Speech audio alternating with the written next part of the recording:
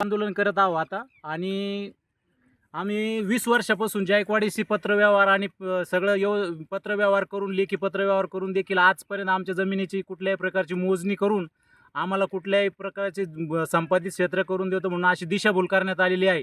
आणि आता त्यांनी मागच्या जे आंदोलन केलं आम्ही मागच्या वेळेस तिसरं आंदोलन, त्या आंदोलनामध्ये त्यांनी असं सांगितलं की तुमच्या सर्व जमिनी संपादन करण्यात आलेल्या आहे. तर जर सगळ्या जमिनी संपादित करण्यात आलेल्या आहेत तर त्या जमिनीचं त्यांनी आम्हाला आवड दाखवावे, परिशिष्ट 16 दाखवावे, 12(2)ची नोटीस दाखवून आमच्या जमिनी भूसंपादन झाल्या कशा याचं काहीतरी सीट दाखवून त्यांनी आम्हाला शेतकऱ्याचं ठोस पुरावा द्यावे आणि आमच्या जमिनी भूसंपादन कशा झाल्या याचा ठोस पुरावा देऊन पुढील कारवाई कशी ती त्यांनी करण्यात यावी. कारण ते प्रत्येक वेळेस येऊन दिशाभूल करत शेतकऱ्याची दिशाभूल करत आहे.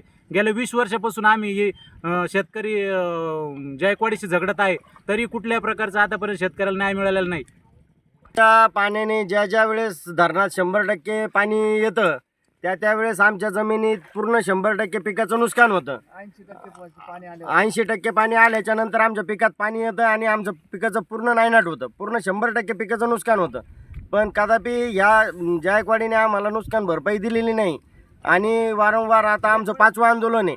तर नुकसान झालेलं आम्हाला तुटपुंजी देत आहे. 1 हेक्टरचे 10,000 5,000 रुपये अशी नुकसान भरपाई देत आहे आणि आम्हाला 1 हेक्टर पीक उभा करायलाच 1.5 लाख रुपये खर्च आहे. त्यामुळे आमच्या शेतीचं पूर्ण वाटोळं झालेलं आहे. तर आम्ही हा प्रश्न जवळपास 20 वर्षापासून आमच्या पिकाचं नुकसान होऊन राहिलं, जसं धरण झालं तसं, आणि आम्ही वारंवार यांना न्याय मागू राहिलो, वारंवार आंदोलनं केले. प्रत्येक वेळेस यांनी लेखी आश्वासनं देऊन आमची दिशाभूल केली. कदापि शेतकऱ्यासाठी यांनी कुठलाही प्रश्न मार्गी लावलेला नाही आणि कुठलाही मदत केलेली नाही. नुकसान भरपाई बाजार ही आमची नुकसान भरपाई बाजारभावाप्रमाणे मिळावी